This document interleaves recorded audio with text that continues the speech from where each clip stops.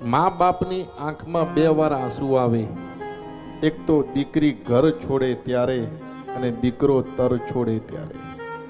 દીકરા દીકરી હોય ને એ માતા પિતાને જીવન પર્યંતમાં મિનિમમ એક વાર, બીજી તમે યાત્રા કરાવો કે ન કરાવો પણ ગંગાની યાત્રા કરાવજો. ચાહે તમે કાશી મોકલો કે ચાહે તમે હરિદ્વાર મોકલો, આ ગંગાનું ખૂબ મહત્વ છે. એવું કહેવામાં આવે કોઈ પણ દીકરો કે દીકરી એના માતા પિતાને એક વાર જીવનમાં હરિદ્વારની યાત્રા કરાવે ને તો એ પુત્ર ઋણ કે પુત્રી ઋણમાંથી એ મુક્ત થાય છે. સંપૂર્ણ જીવન પિતૃઓ પાછળ દઈ દે, તપ કરે.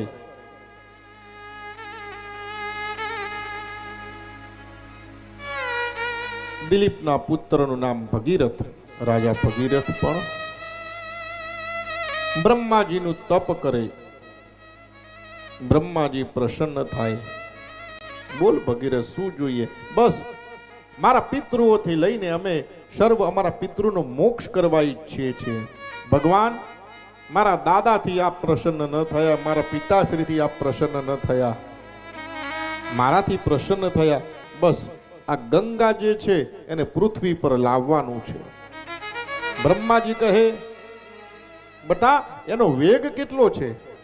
એ જો સીધી પૃથ્વી પર આવે ને તો આ પૃથ્વીને લઈને પાતાળમાં જતી રહે, અને એની તાકાત નથી આ પૃથ્વીની કે ગંગાનો વેગ સહન કરી શકે. ભગીરથ કરે, શું કરું? એક જ વિકલ્પ છે, તું શિવજીને મનાય. શિવજી વિના પૃથ્વી ઉપર ગંગા આવી જ ના શકે. આ છોકરાઓ અહીંયા અવાજ કરે છે એમ બી થોડું એમ ડિસ્ટર્બન્સ. હા, પૃથ્વી પર ગંગા જો લાવી હોય ને તો શિવ વિના શક્ય નથી. ભગીરથ, તું શિવનું અનુષ્ઠાન કર, શિવને તું રીઝવ. ભગીરથ શિવનું તપ કરે. ત્ર્યંબકં જજામહે સુગંધિમ પુષ્ટિવર્ધનમ ઉર્વારુકમિવ બંધનાન મૃત્યુર્મુક્ષીયમામ્રેતાત.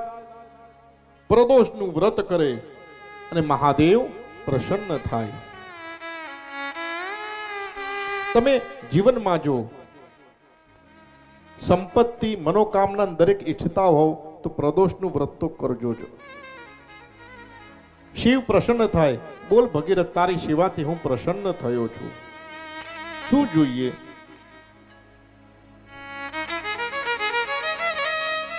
ભગીરથ કહે, પ્રભુ આ ગંગા મારા ભસ્મીભૂત થયેલા પિતૃના મોક્ષાર્થે મારે પૃથ્વી પર લાવી છે, આપ એને સ્વીકારો. શિવ કહે, સારું.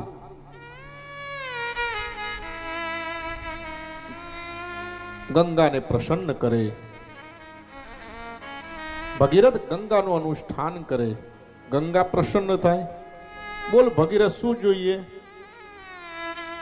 બસ માં, તમે પૃથ્વી પર આવો કે સારું, પણ કે પહેલા તમે શિવજી તમને સ્વીકારશે, ઝીલશે, અને પછી તમે પૃથ્વી પર.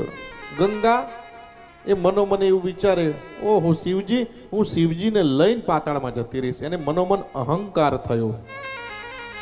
આમ વ્યક્તિ પાસે કાંઈ ના હોય પણ જો થોડી તાકાત આવી જાય તો એને અહંકાર આવી જાય, અને તાકાત હોવા છતાં પણ જો નિર્મળ રહે તો પ્રભુ પ્રસન્ન થાય. આ ગંગાને અહંકાર આવે કે હું શિવજીને લઈને પાતાળમાં જઈશ. અને શિવ મહિમ્ન સ્તોત્રમાં પણ મને વિશેષ આનંદ થાય કે આજે મેં જે પધરામણી કરી,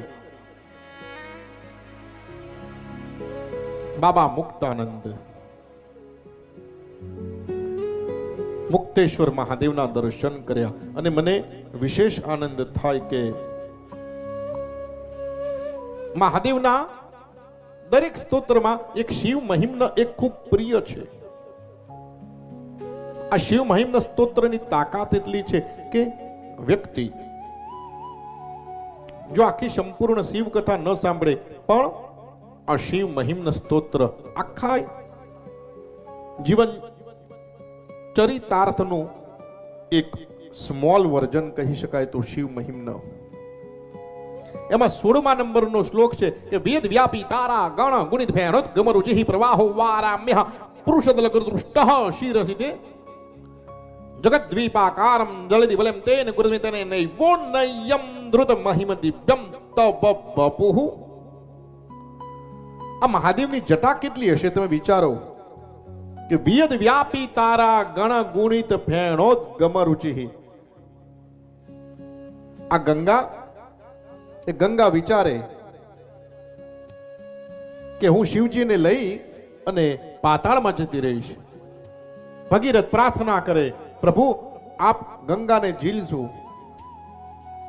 મહાદેવ ગંગાને કહે તું પધાર.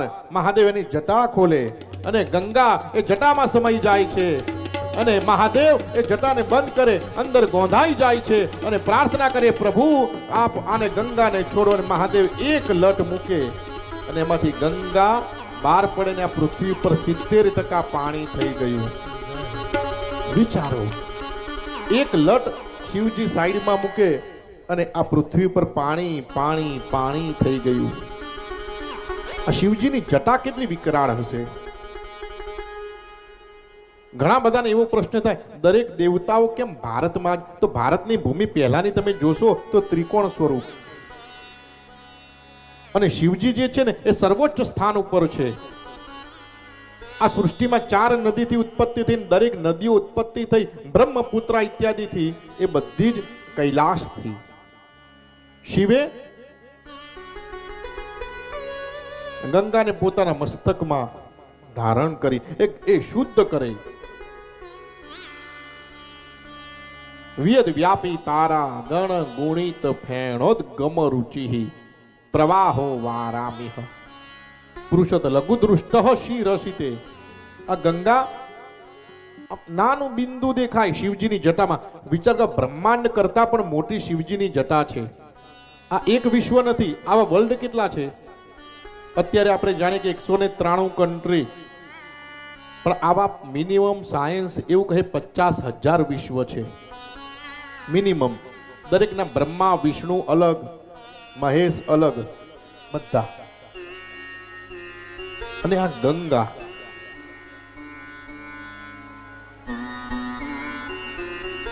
ગંગા પૃથ્વી પર અવતરે અને કપિલ મુનિના આશ્રમમાં જે ભસ્મીભૂત થયેલી રાખ હોય છે એને સ્પર્શ કરે. ભગીરથની પ્રાર્થના પૂર્ણ થાય, એના 60,000 પિતૃઓ મોક્ષ પામે. ત્યારથી લઈને અત્યાર સુધી આ ગંગાનું મહત્વ છે. સારા દીકરા દીકરી હોય ને એ માતા પિતાને જીવન પર્યંતમાં મિનિમમ એક વાર, બીજી તમે યાત્રા કરાવો કે ન કરાવો, પણ ગંગાની યાત્રા કરાવજો. ચાહે તમે કાશી મોકલો કે ચાહે તમે હરિદ્વાર મોકલો, આ ગંગાનું ખૂબ મહત્વ છે. એવું કહેવામાં આવે, કોઈ પણ દીકરો કે દીકરી એના માતા પિતાને એકવાર જીવનમાં હરિદ્વારની યાત્રા કરાવે ને તો એ પુત્ર ઋણ કે પુત્રી ઋણમાંથી એ મુક્ત થાય છે. જેમ તમે નાના હોવ તો તમારા માતા પિતા તમને પોકેટ મની દેતા.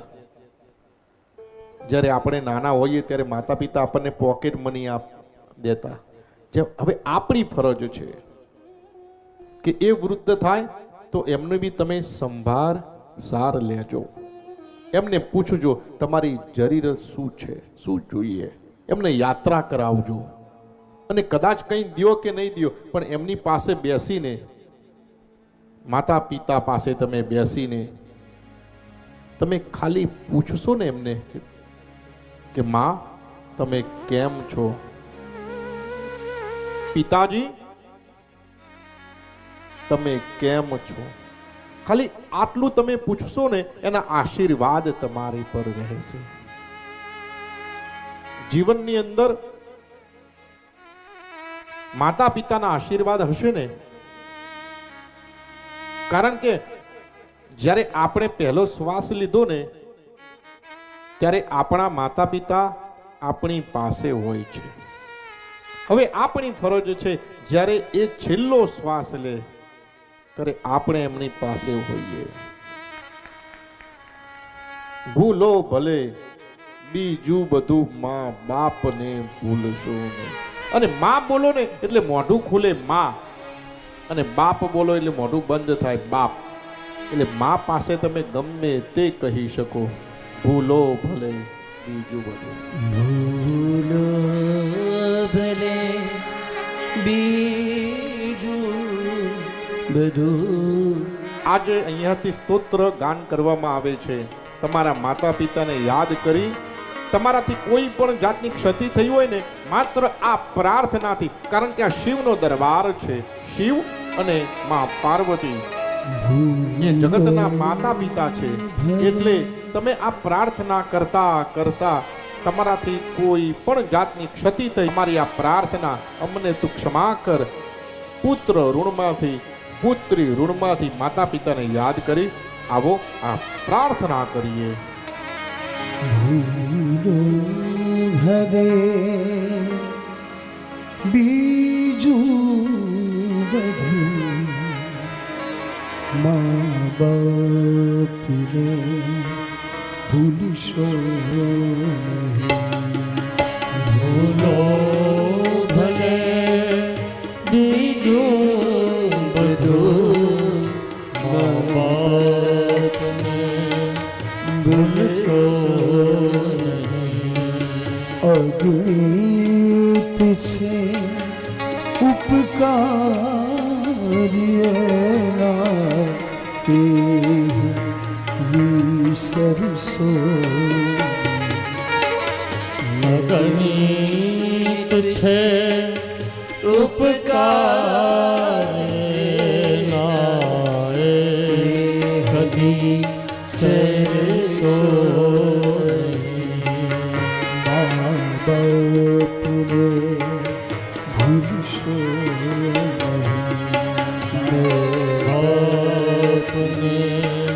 ભૂલશો નહીં.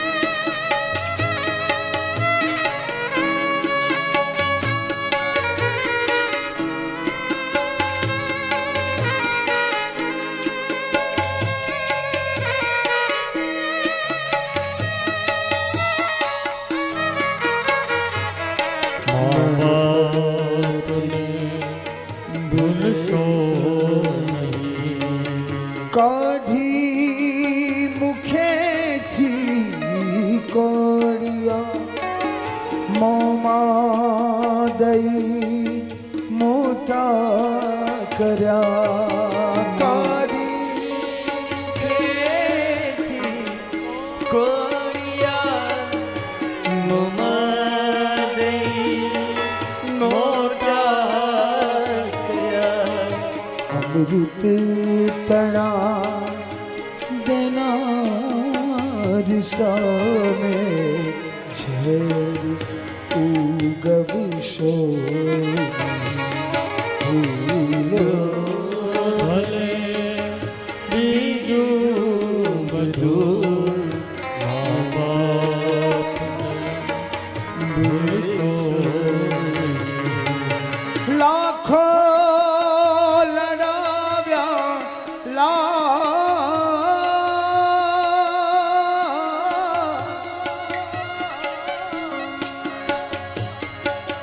લાખો લડાવ્યા લાડ, તમને કોડ સૌ પૂરા કર્યા. એને કોડ સૌ પૂરા કર્યા. એ કોડના પૂરનારના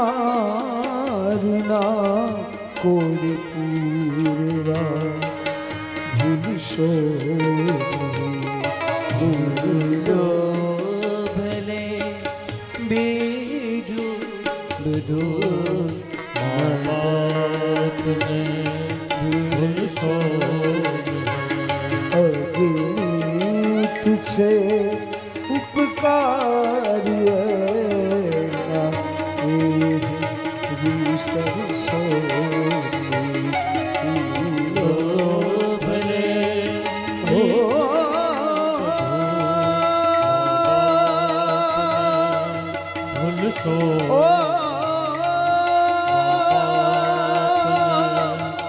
ભૂલશો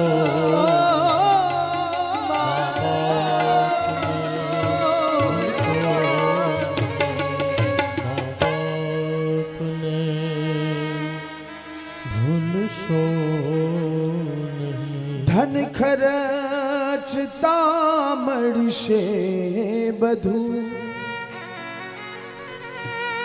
માતા પિતા મળશે નહીં માતા પિતા મળશે નહીં પલ પલ પુનિત એ ચરણની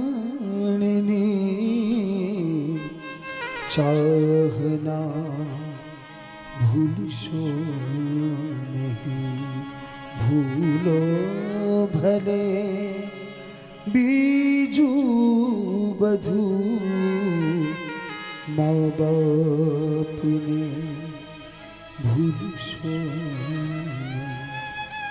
સંતાનથી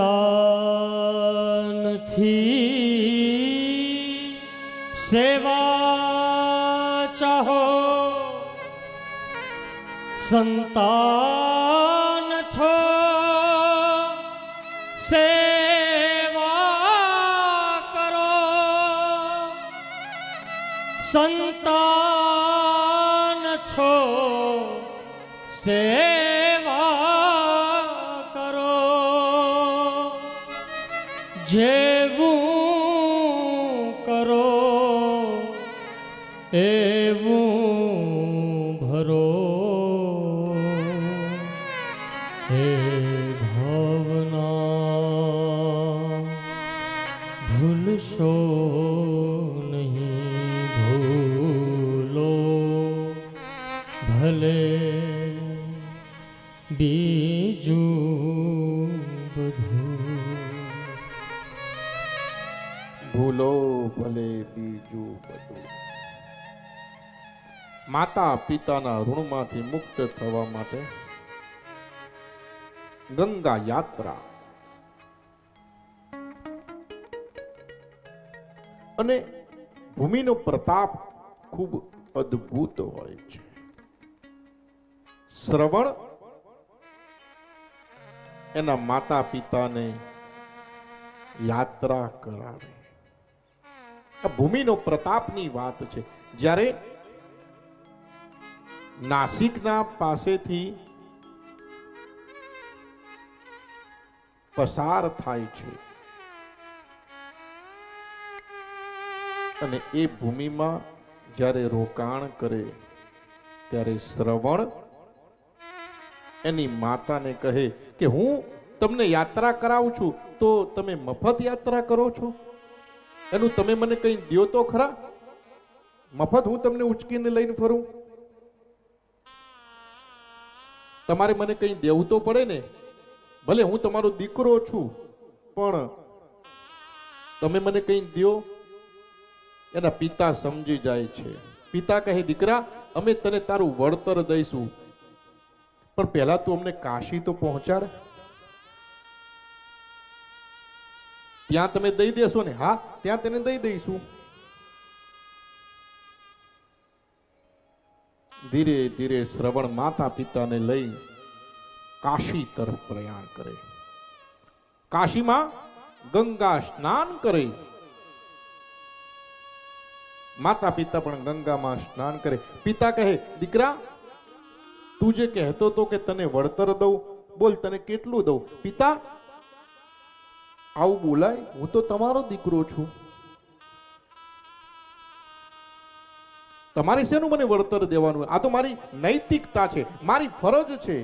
તમારે મને કંઈ ન દેવાનું હોય. હું મારું આ ચામડું તમને દઈ દઉં, એના પગરખા કરું તો બી હું તમારા ઋણમાંથી મુક્ત ના થઈ શકું. એની માતા કહે આપ ત્યાં તો આવું બોલતો તો ને અહીંયા આવું? પિતા કહે કે ભૂમિનો પ્રતાપ છે એ ભૂમિ હતી ને આ કાશીની ભૂમિ છે, આ ગંગાની ભૂમિ છે.